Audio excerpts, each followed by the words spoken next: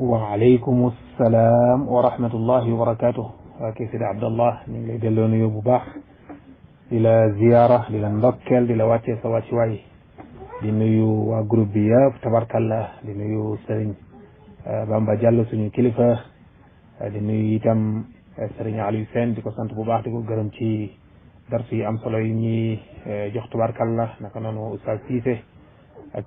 suñu kilifa yi fi nekk yëpp ñoom Serigne Jabraïl ñoom Serigne Bay Wadd ñoom Serigne Mouhamed Touré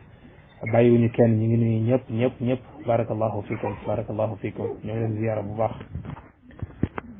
wa aleykum salaam wa rahmatullahi wa barakatuh. ak Sidi Abdallah ñu ngi leen di delloo nuyoo bu baax leen ziyaara di leen ndokkel bébé mi ngi ci jàmm bu baax a baax mi ngi fi di sonalate rek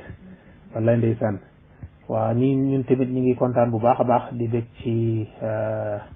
dalal gi wax dëgg si yàlla ñu ngi leen di béggee bu baax a baax. waaw alhamdulilah ñu ngi ci jàmm bu baax wax dëgg si yàlla fii moom wax dëgg gisuñu fi daanaka benn changement xanaa lu dul ne rek jamono bi nga xam ne daal mbir mi xewoon na nga xam ni rey nañ kooku ñu reyoon muy Qasim Souleymane boobu moom wax dëgg si yàlla réew mi doon na dund carrément dëj wax dëgg si yàlla ndax ñu ngi doon génn di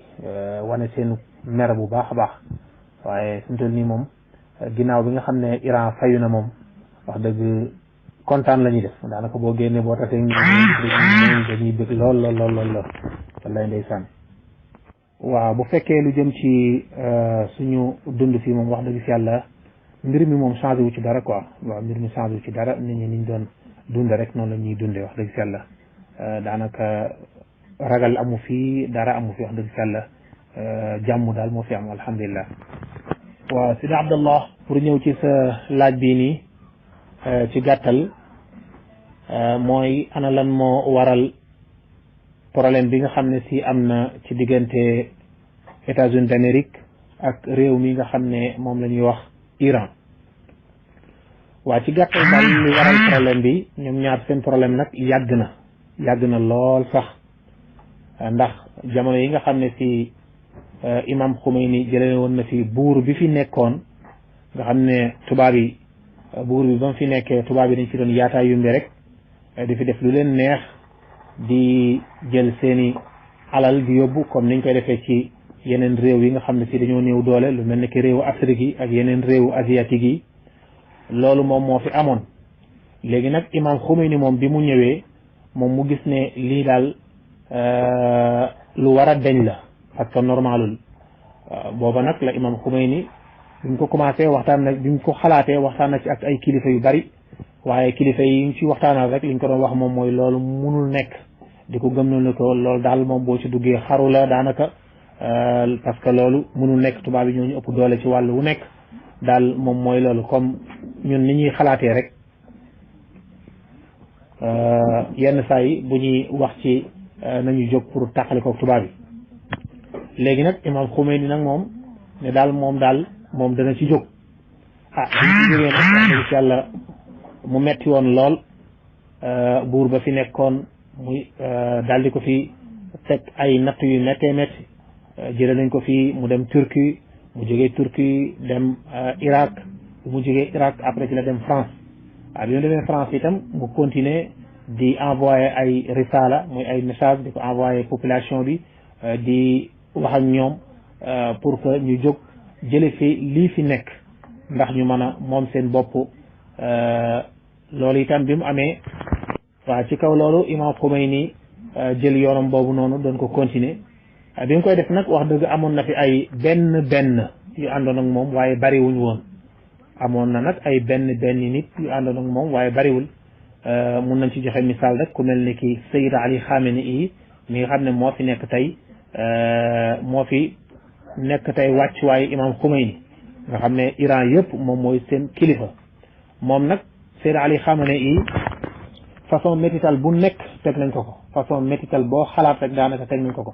yóbbu nañ ko kaso ay yoon mbugal nañ ko façon mbugal yu nekk maa ngi doon liir benn téeréem bu mu doon nettali ci mbugal yi ñu ko doon mbugal bi ma fa àggee sax damaa jooy ba léegi téere bi sax àggalewu ma ko ndax nee na benn jour doon nañ ko dóor ci ndëggu tànkam di ko dóor juróom benn nit wala juróom ñaari nit ñoo ko waroon ku dóor ba sonn jox sa morom nee na dañ koo dóor ba mu xëm nee na bi mu xamee après léegi ci lañ ko sotti ndox ci kanam bi ndox mu sedd ci la xëmmali ku ñu continuer waat di dóor bokk na ci kaso yi ñu ko dugaloon itam melokaanu kaso ya yi ñu leen doon dugal ñoom ñi nga xam ne ñooy àndoon ak imam Khomeini te ñu bokkoon ci kaso yi ñu leen doon dugal taxaw sax doo ko mën waaw kaso yi dafa tuuti ba taxaw sax doo ko mën booy dugg da ngay sëgg waaw te boo duggee ci biir toog rek ngay mën façon mbugal boo xalaat mbugal nañ leen ko moom sax ci téere bi mi ngi wax ne ñi leen doon mbugal sax Israël lañ doon jànge xeetu mbugal yooyu nan la ñu mbugalee nit wax dëgg si yàlla ñu jànkuwanteel ay coono yu méttee métti ci loolu naka noonu tamit imam Khomeini di ko yàlla dimbalee mu dem ba population bi nangul ko bu baax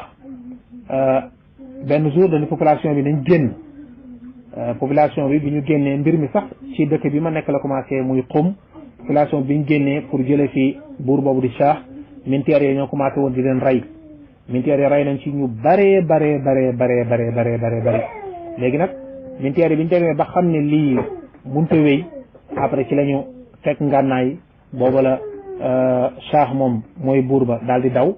après bi mu dawee nag dëgg si yàlla après ginnaaw bi imam Khomeini ci la jóge France daal di ñibbisi fii nii waaw imam Khomeini bi mu ñibbisee après léegi nag ci la def lu ñu tuddee référendum laaj askan bi lan lañ bëgg ñu attee leen ko léegi askan bi wax nañ ne lu mat 98% ñoom ñoo nangu ñu def ko jumhuriya islamiya maanaam ñu attee leen ci l'islam boobu la Iran nekk jumhuriya islamiya maanaam république islamique ñi fi nekk tamit nga xam ne si ñoo doon militaires yi ñu ñëw ci moom daal di koy jaayanteeg moom loolu daal mbir mi daal foofu la démarré loolu nag bi mu amee après léegi iraniens yi mer nañ façon mer boo xam mer bu diis daal di dem attaqué ambassade États-Unis bi fi nekkoon lakk ko léegi nag après léegi booba nag la fi Amérique gëj a am ambassade fii ci Iran actuellement nii ay mbiram ni ngi koy jaarale ci ambassade Suwaysara foofu lay jaarale ay mbiram booba nag la États-Unis d'Amérique commencé non Iran doon ko teg ay mbugal boobu ba léegi muy embargo yi nga xam ne si ni ko koy teg kon daal Iran daanaka depuis 40 ans mi ngi subir lan li nga xam ne si moom mooy embargo États-Unis d'Amérique waaw ci boobu ba léegi daal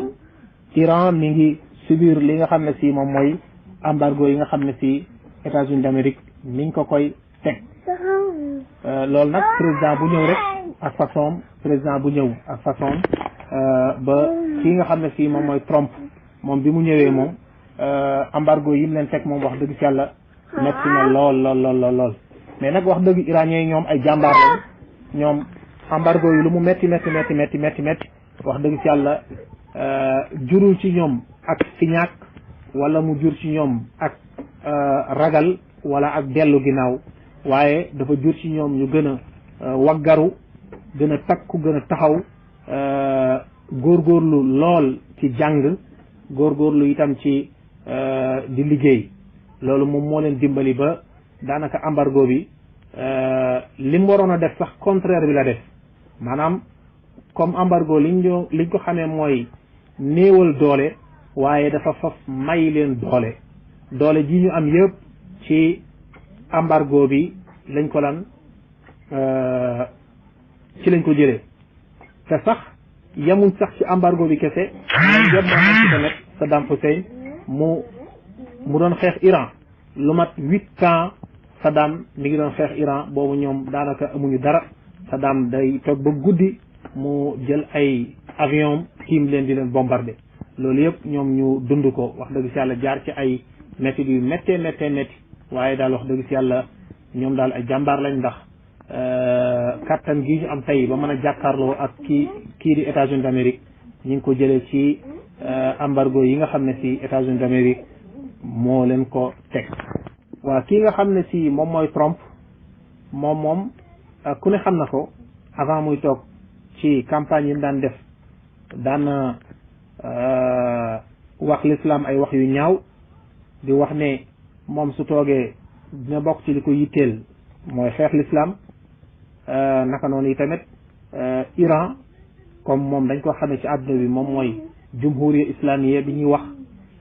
donte le sax jumhuriya islamiya 100% sax mun nañu wax ne am na waaye man jàpp naa ne li amakus néew ci Iran moom fekku ci beneen réew kon loolu moo tax ak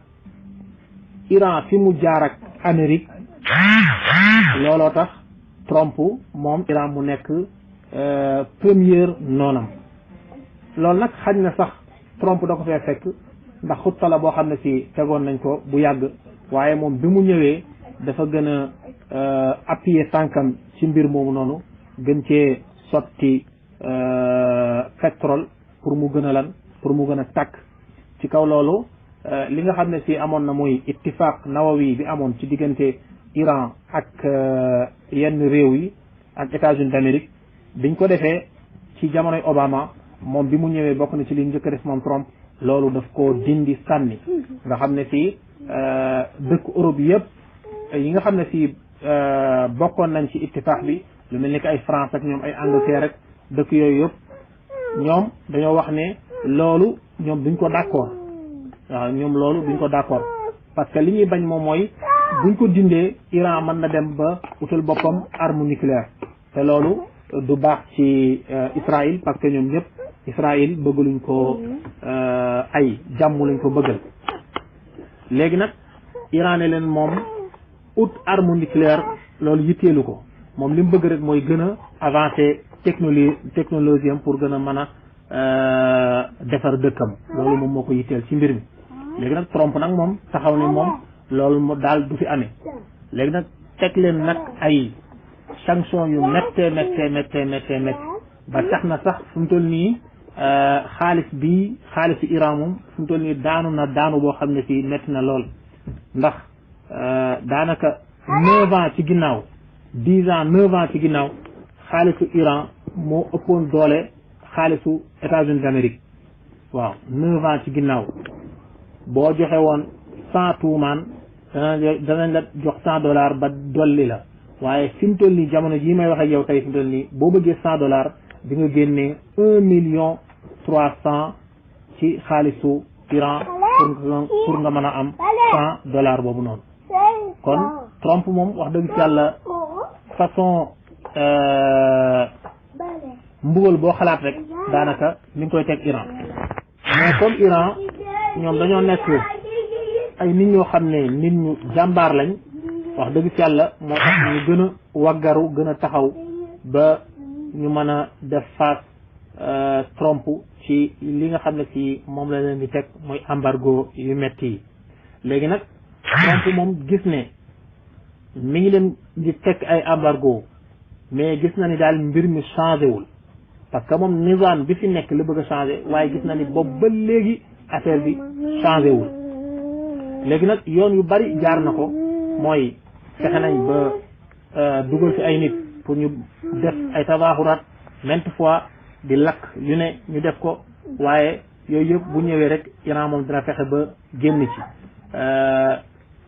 benn jour tamit fële ca fu ñuy wax janub Iran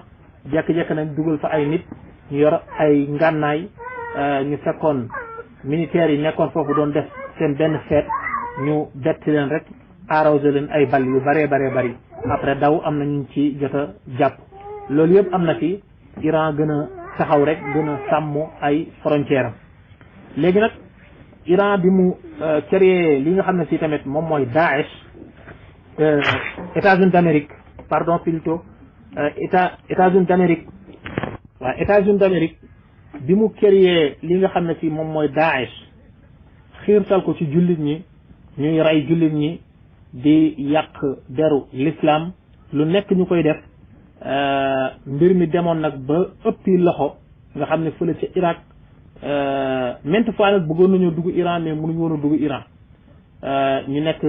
Suuriya ak fee nga xam ne si moom mooy Irak façon ñaawteef boo xalaat jëmale ko ci doomu aadama ñi ñu tuddee Daesh def nañ ko waaye bi fadlillahi wa mannihi kii nga xam ne si moom la États-Unis rey tey muy Qasim Soleimani mun nañoo wax ne moom mooy ki nga xam ne si moom moo fi jële Daesh parce que Daesh bi mu nekkee Irak lëmbe fa lool ki ñuy wax Ayatullahi Sistani moom iranien la mais mi ngi logé ci Irak moom kilifa la gu mag a mag marji la ci maraji chia yi marji bu mag sax lool nga xam ne jàpp naa ne sax lu ëpp ci chia yi moom mooy seen kilifa mooy seen sëriñ moom moo joxe fatwa wax ni xeex Daesh waajib la waaye nag waxul waajib ayni dañu waajib kifaayi loolu bi mu amee après léegi ci la ñu ñuy tuddee xasdu shaabi ñoom sax boobu lañ formé wu après léegi ñoom nag ci lañ jóg Qasim Soleimani jàppale leen tegal leen ay plan ànd ak ñoom ci lañu xeex ba jële ci Daesh naka noonu tamit ittihaadul duwal yi ñëw nañ waaye avant ñu ñëw fekk nañ ñi nekkoon ca yoon ba commencé nañ fee jële te comme ñoom xam na dañoo toogoon di seetaan Amérique ak ñi ànd ak moom dañoo toogoon di seetaan waaye biñ demee ba gis ne buñ jógul jullit ñi danañ am ndam te jullit ñi bu ñu amee ndam danañ wax ne jullit ñi ñoo fi jële Daesh léegi ñoom ñu comme gis nañ ne barigo bi moom ni ci mbartal di dem puus mu dem ñàkk puus mu dem ñu ne nañ ci bokk puusaale mu dem donte leen nag ñoom ñoo ko créé pour rek wane ne ñoom ñoo fi jële Daesh waaye xaqiqatan du ñoom ñoo fa jële li nga xam ne ci moom mooy Daesh naka noonu tamit Qasim Soleimani bi mu nekkee fee ci Suuriya parce que ñoom ak américains yi souvent yenn saa yi dañ daan xeex waaw ki nga xam ne moom mooy Qasim Soleimani yàgg na taseeg américains yi fee ci Suuriya ndax xam nga Suuriya problème bi fa am nii Arabie Saoudite ak Amérique ñoom ñoo ko fa taal léegi ñoom li ñu bëggoon moom mooy jële fa Bachar Assad pour lan pour gën a mën a jege Iran gën koo mën a jekku nga xam ne dañ koy wër ndomba parce que gis nga qawaida askariya yu bari yi nga xam ne fii États-Unis d'Amérique am na ko fii ci Irak nga xam ne Irak dafa jege lool Iran léegi nag moom loolu la bëggoon Syrie te Syrie ka fa nekk muy Bachar Assad moom jubawut ak ñoom loolu nanguwu leen koo may kon léegi ñu ne nag foofu moom fokk ñu xeex ngir ko ñu mun faa taxaw léegi buñ fa taxawee am fa qawaid askariya comme yi ñu am fee ci Irak loolu dinañu permettre ñu wër ndomba li nga xam ne si moom mooy Iran nga xam ne du mën a yëngu fenn nga xam ne tam Israël tamit frontière na ak Syrie nga xam ne kon boobaa ñoom seen doole lan dafay gën a dëgër léegi nag ci kaw loolu la Iran nag loolu moom du ko seetaan après léegi ci dafa Qasim Soleimani dem ànd ak ñi mu àndal ñuy xeex Daesh di xeex États-Unis d'Amérique fu ñu taseeg Amérique foofu nag gañe nañ ko sonal ko looloo waral ba léegi Bachar Assad mu continuer nekk lan li nga xam ne si moom mooy président Syrie muy Suuriya léegi nag comme États-Unis d'Amérique nag moom lu nekk gis na ni daal Qasim Soleimani yi nii daal sonal na leen lakkal na leen witt xamul nu ñuy def ba génn ci moom fan yii Qasim Soleimani ak xaritam boobu nga xam ne fii moom la àndaloon mooy ñu ko doon wax Abu Mahdi Muhandis moom irakien la moom itam wax dëgg ci yàlla yàgg naa ànd ak Qasim Soleimani ñuy xeex moom tamit général de guerre la woon même groupe boobu noonu nga xam ne fii moom moo jële woon Daesh foofu ci Irak moom moo doon seen njiit te groupe boobu itam état daf ko reconnaître kon ñoom ñaar keroog bi nga xam ne fii Qasim Soleimani gouvernement Irak daf ko woowoon te li taxoon mu woowoon ko mooy ay jafe-jafe dafa juddoon foofu ci Irak te jafe-jafe yi li ko juróon moom mooy États-Unis d'Amérique ci boppam moom moo ko créé parce que jéem naa fexe yoon wu nekk pour mën a dugg fii nga xam ne si moom mooy Iran mu të ko léegi nag moom lamb te ci Irak bu mu demee ci gouvernement bi wax ak ñoom parce que li nga xam ne si mooy embargo bi bu mu ko tegee Iran ñoom nanguwuñ woon maanaam gouvernement Irak d'accordul woon ci embargo bi nga xam ne si États-Unis d'Amérique daf koo teg lii nga xam ne kii nga xam ne moom mooy Iran léegi nag États-Unis d'Amérique doon wax ak moom pour mu ànd ak moom ci xeex bi mu xeex Iran gouvernement ba bañ léegi nag mu jaar ci population bi parce que population bi nit ñi daanaka ay unaasa addi yin lañ ñu ci gën a bari jànguñ pour nga mun leen a nax pour nga mun leen a jënd dafay yomb mu jaar fa daal di yëngal dëkk bi loolu moo waral tabaxuraat yu métti yooyu dox ñaxtu yu métti yi amoon Irak am fa léegi nag ñu demoon ba di wax Iran génnal noonu lañ demee ba ambassade du Iran ñoom irakiens yi lu nekk ñu def ko mbir mi nag bi mu demee noonu après léegi nag ñoom ci la ñu jaaxle naka noonu tamit États-Unis d'Amérique groupe boobu nga xam ne fii moom la ñuy wax xasdu shaabi yi États-Unis d'Amérique sànni na fa ay bomb rey fa daanaka lu mat 30 personnes am na ñuy wax sax lu ko ëpp léegi bi mu defee loolu ñoom tamit groupe boobu ñu mer daal di dem ci ambassade Amérique lakk ko biñ ko lakkee nag après léegi comme mbir mi ngi xaw a ëppi loxo tuuti léegi comme ki nga xam ne Qasim Soleimani yi dafa nekkoon nit koo xam ne fii nit ku yàlla may la ku am tajruba la ku mën a def ku mën a taxsiit la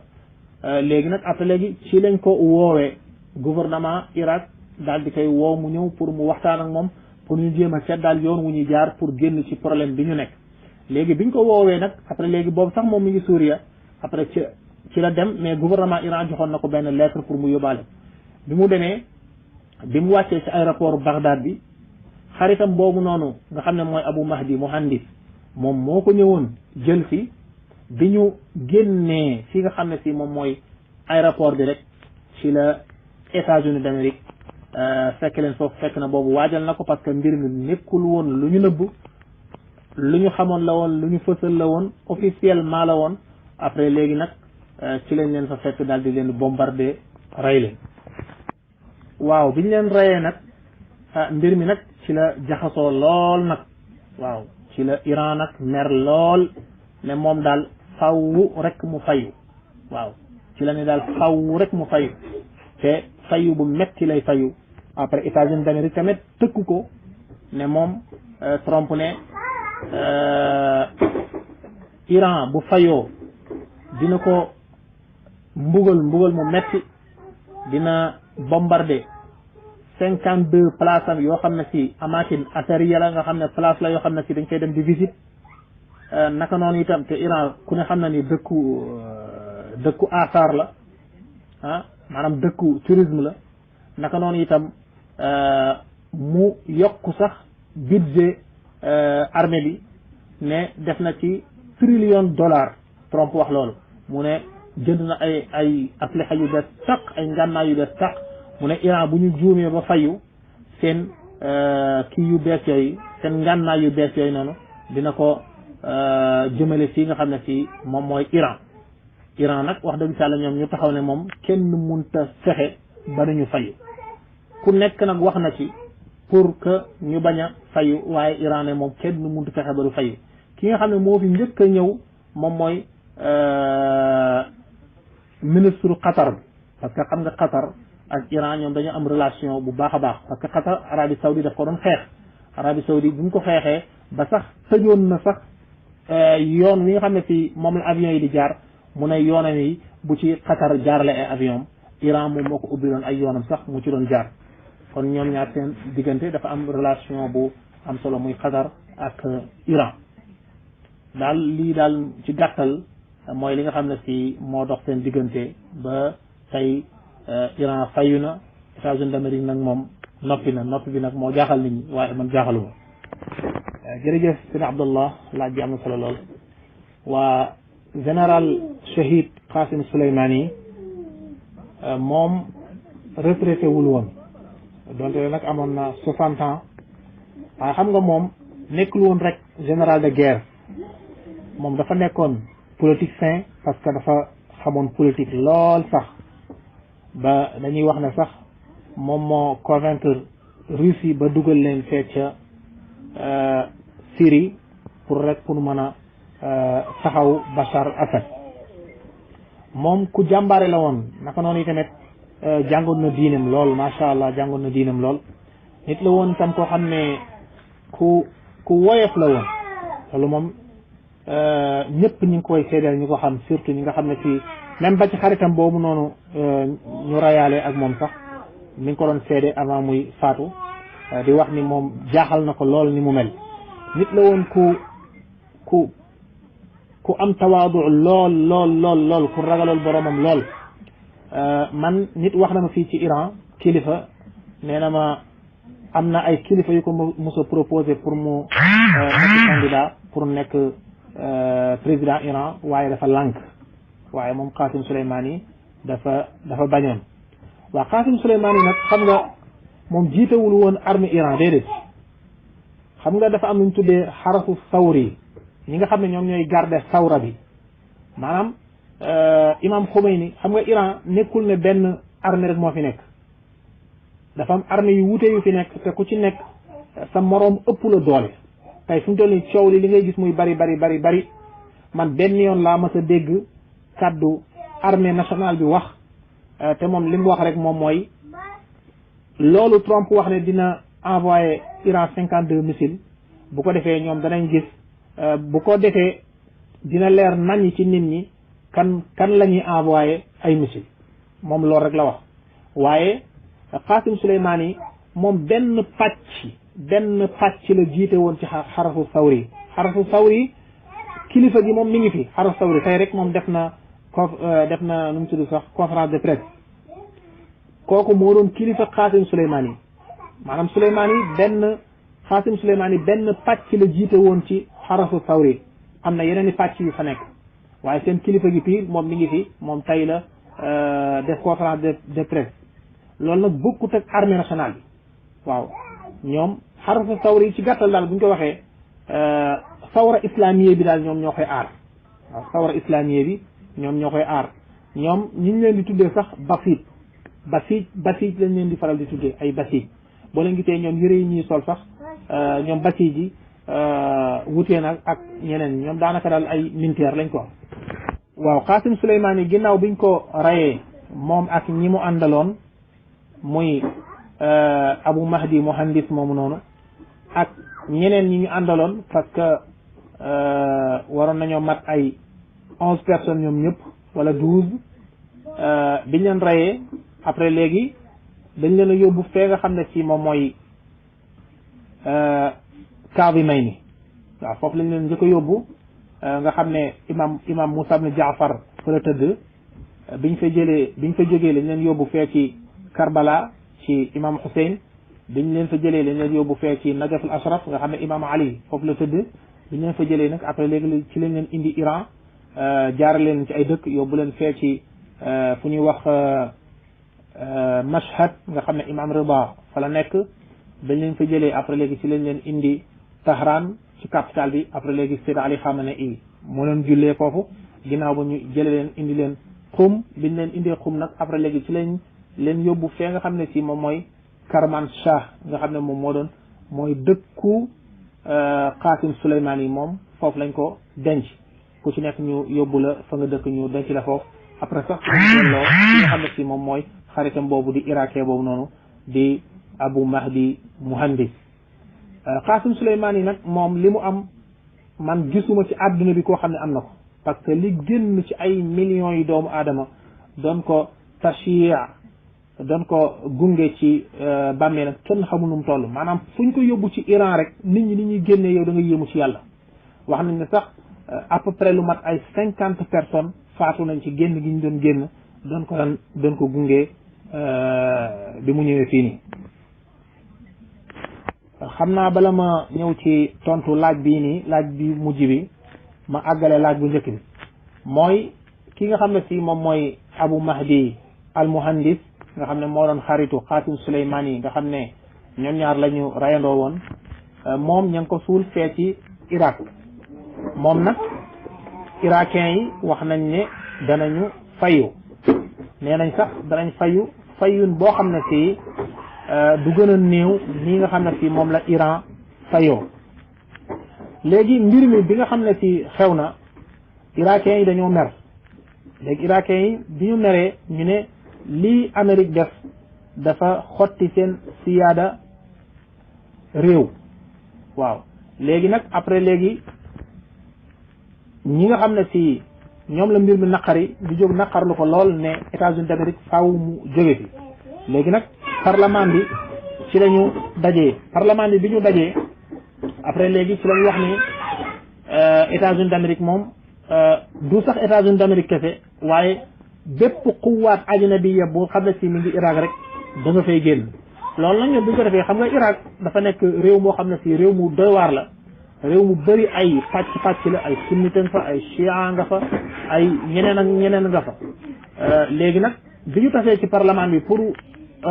voter loolu noonu sunni bi ñetti nit wax nañ ne ñoo ci teew ñeneen ñi ci def yëpp teewuñ parce que ñoom la plupart dañuy jàppal tànk ki nga xam ne fii moom mooy Saddam Hussein te jàpp nañ ne chia yi ñoo ko fi jële woon naka noonu tamit kurdi yi ñoom teewuñ woon te xam nga kurdi yi ñoom américains yi la ñuy jàppale léegi nag gars yi fa nekkoon moom ñoom ñu daal di voté affaire bi léegi nag daal di koy jox premier ministre bi tamit ne daal di koy tawqee léegi mu nekk mbir moo xam ne c'est officiel kon bépp xuwaat ajnabiya bu fa nekk te Amérique bokk ci biir te nga xam ne ci mbir mi yëpp moo ko waral kon moom dafa war a génn léegi nag États-Unis d'Amérique nag moom ci la wax ne du génn Trump ne su demee bay génn bi muy toog Irak qawaid askariye lam fa financé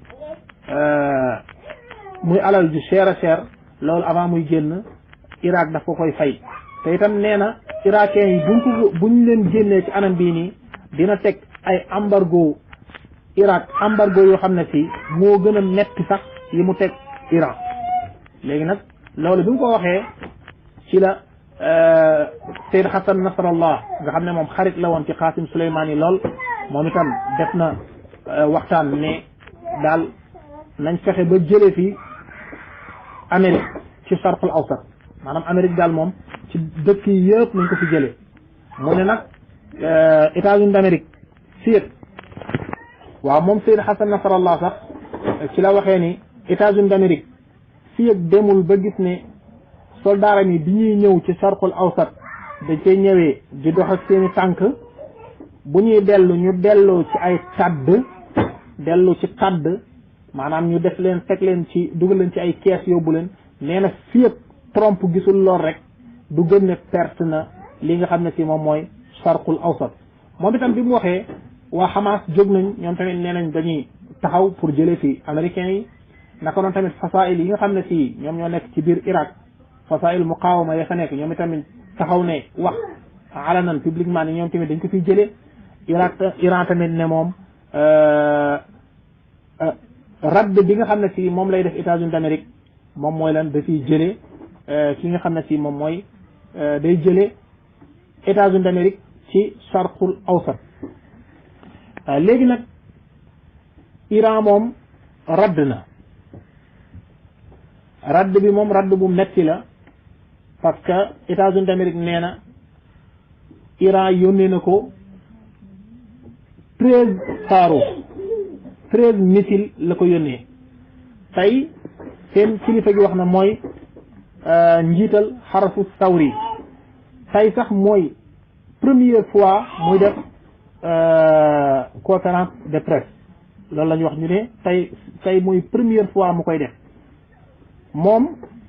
wax na ni États-Unis d'Amérique moom njiit la xarafu sawri nee na États-Unis d'Amérique li ñu wax ne kenn deewu ci nee na dañuy fen nee na ñu baree bari faatu nañ ci ñu bari gaañu nañ ci nee na ñi ci gaañu ñëpp nee na ñetti réew yi ci ñetti place yi lañ leen yóbbu faje leen ci avion lañ leen dugal nee na ñenn ñi ngi leen yóbbu Tel Aviv ca Israël nee na ñenn ñi ñu ngi leen yóbbu Ordon fa leen leen faje ji nee na ñenn ñi ñu ngi leen yóbbu ci yenn hôpital yu nekk foofu ci Bagdad léegi moom mu wax ne ñoom parce que loolu Sayyid Ali Khamenei waxoon na ko nee na ñoom seen radd te loolu radd bi nekkul woon lu lu nëbbu ñoom dañ ko waxoon mu leer nañ ñu ne ñoom seen radd bi ñuy radd Amérique du ñu attaqué place yi nga xam ne nit ñaa nga fa maanaam irakien yi ña nga fa waaye ñoom dañuy attaqué fi nga xam ne fii fa la mbir ma jógee te moom mooy qawaida askariya yi nga xam ne fii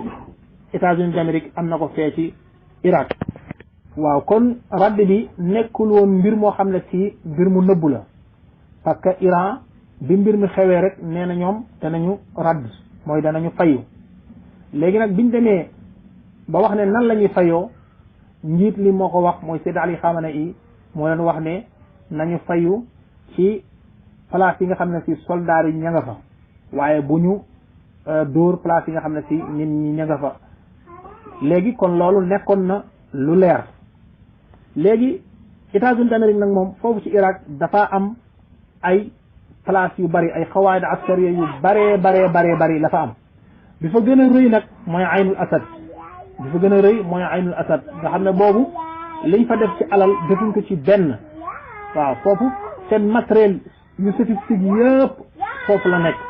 nit ñi tamit ñu bari ña nga fa léegi raisu xarasu sawri bi tey wax na ni ñoom bi ñu demee bay fayu bay sànni parce que am nañ ay xawaan askari yoo xam ne si jege na Bagdad ñoom ñu ne foofu duñ fa sànni parce que lu tax militaires yi irakien yi ñi nga fa bëgguñ leen a lor naka noonu tamit foofu dafa jege nu mu tudd sax xabru nu mu tudd sax imam Moussa al-Kazemi naka noonu tamit foofu place la boo xam ne nit ñi ña nga fa te bëggu leen a lor léegi mu ne moom na tànn place yi nga xam ne fii sori nañ foofu noonu léegi mu tànn nag ay place bokk na ci place bi mu tànn Aynul Asad nga xam ne Aynul Asad mooy place bi nga xam ne fii mooy place bi gën a sophistique ci seen place yi nga xam ne fii seen soldats yi ña nga fa moom Amérique léegi nag bi ñu sànnee li nga xam ne fii moom mooy sawaarix yi wax nañ ne 11 sawaarix foofu lañ ko sànni waaw biñ ko fa sànnee yàq na fa lu bare États-Unis d'Amérique seen matériel yooyu nga xam ne fii dañ koo am nga xam ne fii dafay téye nu mu tudd sax saarux bu ñëwee daf koy téye yàq ko munu ci dara loolu xarasu sawri wax na ko parce que wax na ni ñoom amul benn bu ñu sànni bu moy raisul xarasu sawri wax na ni tamit nee na États-Unis ba mu nekkee États-Unis ba léegi amul benn réew ci àdduna bi boo xam ne fii mos nga attaqué seen qawaid askariya nee na c'est la première fois muy am Iran moom moo ko def te itam bi nga ko defee tamit daf cee am najaax kaamil waaye Seydi Abdallah xam nga Trump li mu wax xel sax da ko nanguwul ne lu toll noonu ci ay sawaarix sànni nañ leen ko te kenn faatuwu ci loolu xel sax da ko mënul nangu xam nga Trump dafa weddi boppam bu baax a baax parce que moom wax na àdduna bi yëpp di ko dégg mu wax ko baamu ko ñi nga xam ne ci moom moo leen yilif te ñu bokk ci nguur gi lu mel ne ki Pompeo ak ñeneen ñoom ñëpp répété nañ waxam ba sax wax yeneen yu gën a garaaw wax na ni Iran moom buy radd rek ñoom danañu radd te dina nekk ci lu gaaw léegi mbir mi bi mu amee guddi la am ay 2 heures 3 heures du matin bi mu amee ci saase te Iran avant muy envoyé woote na Irak gouvernement Irak yëgal na leen ne ci kanam tuuti maa ngi commencé sànni samay missile foofu noonu ci xawaari askari yi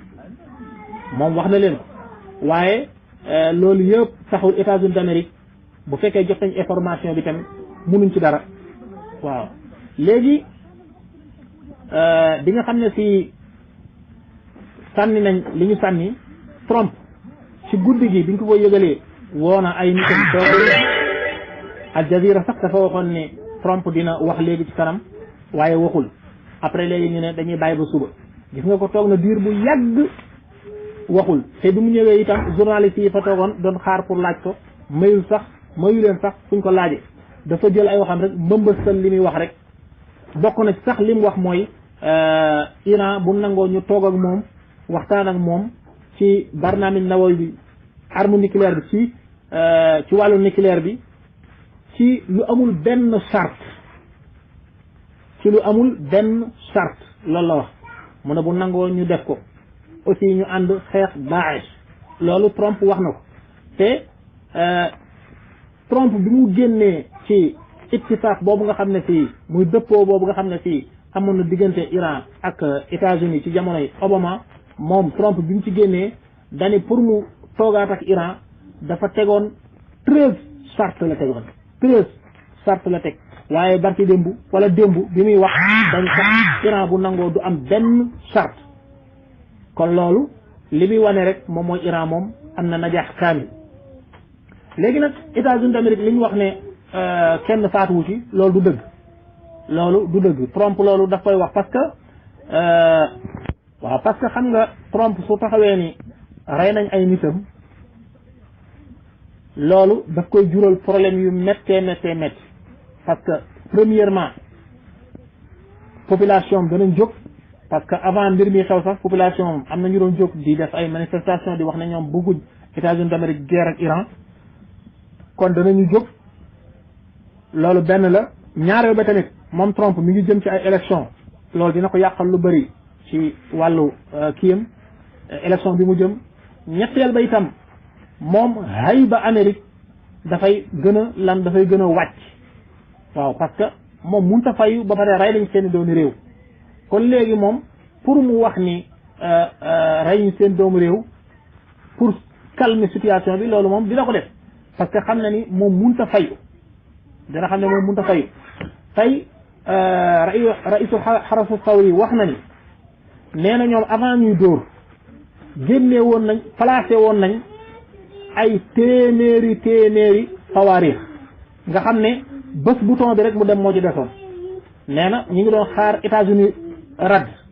bu raddoon rek nee na seen qawaid askari yi fi nekk ci zone bi yëpp benn du ci mucc parce que nee na génne woon nañ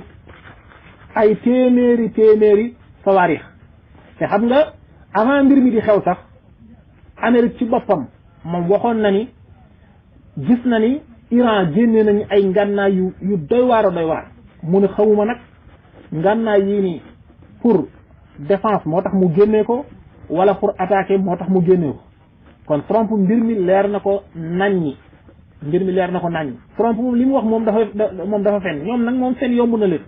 waaw ñoom moom wax lu dul dëgg yomb na leen lool mais raisul xarasu sawri bu Iran tey wax na ni nee na loolu Trump wax du dëgg nee na ñu bari faatu nañ ci waxul lim bi ñaata la nag waaye nee na ñu bari faatu nañ ci naka noonu tamit ñu bari am nañ ci ay blessure te nee na ñi ci blessé fi ñu leen yóbbu pour faj leen ñetti place yi la muy Tal Aviv ak fee nga xam ne ci moom mooy Ordon ak fee nga xam ne ci moom mooy Bagdad ci yenn hôpital yi fa nekk kon loolu mooy li nga xam ne moom moo fi am waaw Seydi Abdallah waaw fii Iran moom loolu moom moo fi am nañ ay armes yoo xam ne ci ay armée yu wuute yoo xam ne bokkuñu ay kilifa te itam ñoom ñëpp dañoo am kattan dañoo am kattan te ku ci nekk da nga am sa kilifa morom xam nga loolu tamit nag loolu lu am solo la rawatina ci réew mu mel ne Iran nga xam ne réew mu mag la te dafa bëri ay noon parce que loolu dina leen dimbali ba li ñu tuddee inqilaab askari muy coup d'état du fi mën a am ndax xam nga benn pàcc bu xalaatee coup d'état dina xalaat morom ji waaw dina xalaat morom ji ne kii kat su ma naree def lii est-ce que moom dina d'accord waaw xam nga armée nationale bi moom ñoom bi nga xam ne si Shah mi ngi fi woon mooy buur bi fi nekkoon wala buur yi fi nekkoon sax armée boobu mi ngi fi boobu mi ngi fi mais armée bii nga xam ne si moom mooy xarasu sawri moom ginnaaw bi ñu fi jëlee Shah moom ci la am waaw moom ci la am waaw ñoom bi ñuy dóor kii bi déedéet ñoom kese ñoom ñoo ko def xarasu sawri ñoom rek ñoom ñoo ko def ñoom ba léegi nii bee yëngatuwuñ donte ne nag ñoom wuteewuñ mukk nekkuñu dañoo wuteewuñ waaye ñoom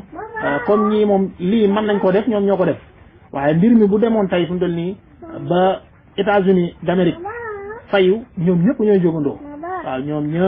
ñooy jógandoo ok barakallahu fikum waaw Seyd Abdallah ginnaaw bi nga xam ne si Iran def na li mu def mooy attaqué bi mu attaqué États-Unis bombardé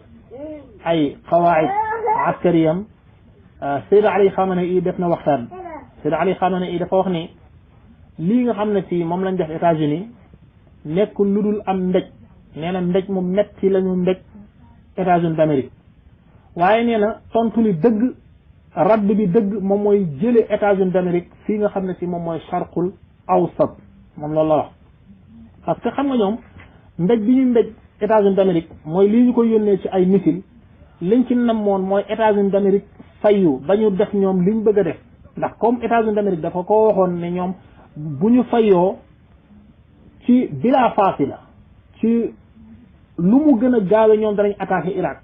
te ñoom pare nañ def nañ seen lépp taxaw nañ di xaar ñoom États-Unis d'Amérique loolu lañ waxoon léegi kon li jaadu woon mooy bi Iran defee li mu def kon ñoom heure bi waroon naa fekk ña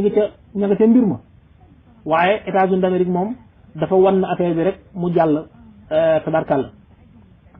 lii nag am na solo Iran lii mu jot a def nii am na solo lool parce que benn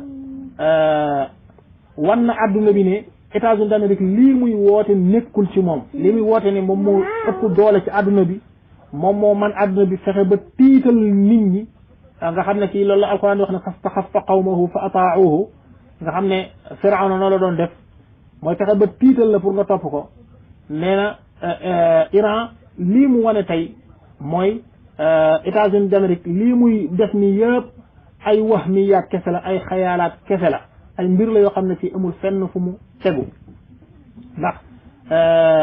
bu gànnaay kenn nattablewul ne États-Unis d'Amérique moo ëppale gànnaay fuuf Iran waaye Iran lii mu ko def tey te benn réew musu ko def te États-Unis d'Amérique ne woon day fayu jëlewu ci lu dul di wax ju nooy kon lii li muy waral moom mooy seen hayba bi ñu amoon États-Unis d'Amérique Iran wàccee na ko daaneel na ko naka noonu itam xam nga États-Unis d'Amérique moom dafay woote ne dafay manzuma difaiya maanaam dafa am ay ngànnaay yoo xam ne ci moom mooy koy aar ci bu ay missile day ñëw léegi nag loolu daf ci tijaara daf ci commerce bi ci am xaalis bu baree bari xam nga bu yàggul dégg nañ Trump mu waxoon Arabie Saoudite ne leen su dul woon ak ñun Amérique yéen Arabie Saoudite Iran maanaam lu ci diiru 2 semaines rek Iran dina leen ci jële mu ne buur bi la woo wax ko loolu ne ko nag ñun mënuñ leen a aar te doo leen fay buur bi ne ko loolu kat ñi fi jaar ñëpp kenn mësuma ko wax mu ne ko nag tey man maa la koy wax nag jël ci ñoom xaalis bu bare kon xam nga loolu tey bu fekkente ni si waa Arabie Saoudite ñoom ñi ngi yeewu ak waa Dubaï ñoom ñëpp bu fekkente ni ñoom Imarat ñoom ñëpp yeewu nañ tey ci lii Iran def kon war nañoo taxaw xoolaat seen i xisaabaat seen digganteeg Amérique ndax Amérique ci ay nax rek lay lekk seen alal waaw ndax États-Unis d'Amérique lii muy woote ne da ko am ba di ci nax arabe yi di lekk seen xaalis muy manzuma difaiya boobu nga xam ne ci dafa wax ne daf ko am loolu tey Iran wan na ko ne ko sa manzuma difaiya yooyu ngay woote dara taxawu ci wan na ko ne ko loolu dara taxawu ci kon nag nit ñi war nañoo yeewu bu baax a baax ci nax yi nga xam ne ci États-Unis d'Amérique mi ngi koy nax nit ñi léegi nag ndax mbir mi tey fay na wala fayul Iran moom nee na moom mi ngi xaar États-Unis d'Amérique def benn faux pas jëmale ko ci ñoom rek ba ñu def li ñu bëgg a def tey ñoom loolu la ñu wax Amérique nag ñoom nee nañ ñoom ba léegi wóolaguñ ne sax Iran du sànnee yeneen i missile comme ñoom ba léegi nekkuñ ci jàmm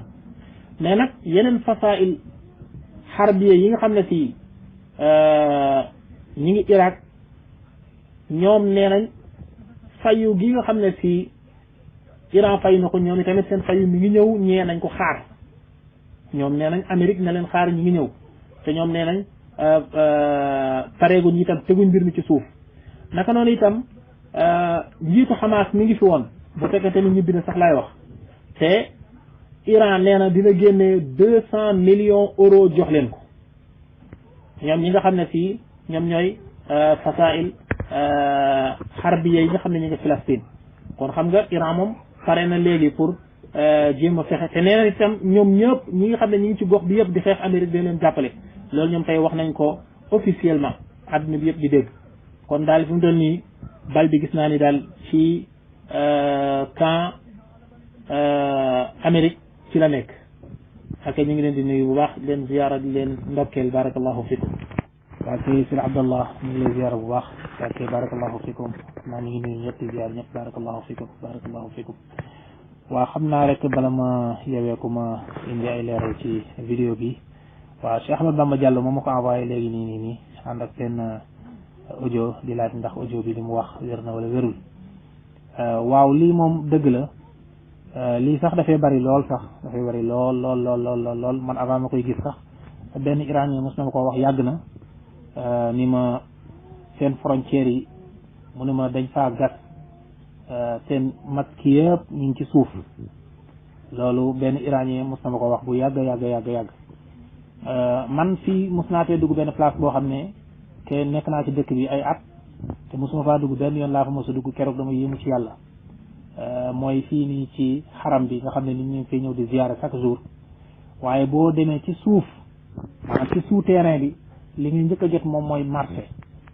waaye ci suuf foofu noonu ñetti étage ci suuf ma nga fa yoo xam ne ay garage oto la nga xam ne ci ay parking la oto yi fa la ñuy gaare ñetti étage ci suuf ànd ak étage boobu kii souterrain bi nga xam ne fii marché bi mi ngi fa kon ñeenti souterrain nekk ci suuf lii moom bari le nañ ko lool moom xam nga fii nag dëkku xeer la ñoom moo tax tabarkalla wax dëgg ay jàmbaar lañ xam naa lii boo seetaan da nga wax ne kon Salman Farisi daal moom la mu génnee woon saxaaba yi ci xandak ba naa ko uslu boobu moom yàgg nañ waaw li mu wax ci vidéo bi dañuy maanaam yaatuwaay bi maanaam bi mu demee ba ci suuf yaatuwaay bi nee na pour 4 mètres la pour 4 mooy 500 mètres loolu nag xam nga kon lu yaatu la tabarkalla ñoom ay jàmbaar lañ lool wax dëgg ci yàlla ay nit lañ yu jàmbaare yoo xam ne ci yu fonk xam-xam lool sax man bi ma fi ñëwee doon jàng seen langue bi mooy faris yi bokk na ci li ñu daan wax chaque jour ñaari baat xaste naa boos naa umit naa boos mooy lan bul ñàkk yaakaar bul sonn maanaam daal bul tayyi bul ñàkk yaakaar loolu nag kuñ ko yàgg a dugal ci sa bopp wax dëgg ci yàlla tabarkalla ñu ngi nuyu ñëpp di ziar ñëpp kay barakallahu fikum ñu ngi kontaan bu baax a baax dégg nañu bu baax a baax di jéggalu nag xam naa mbir yi moom bu fekkee des naa leer ci suñu ñàkk fasaaxa la bu fekkee itam am na lu ci leer ci mbaaxu borom bi tamit ñu koy sant di ko gërëm ñu ngi nuyu ñëpp di ziar ñëpp leen déggee barakallahu fikum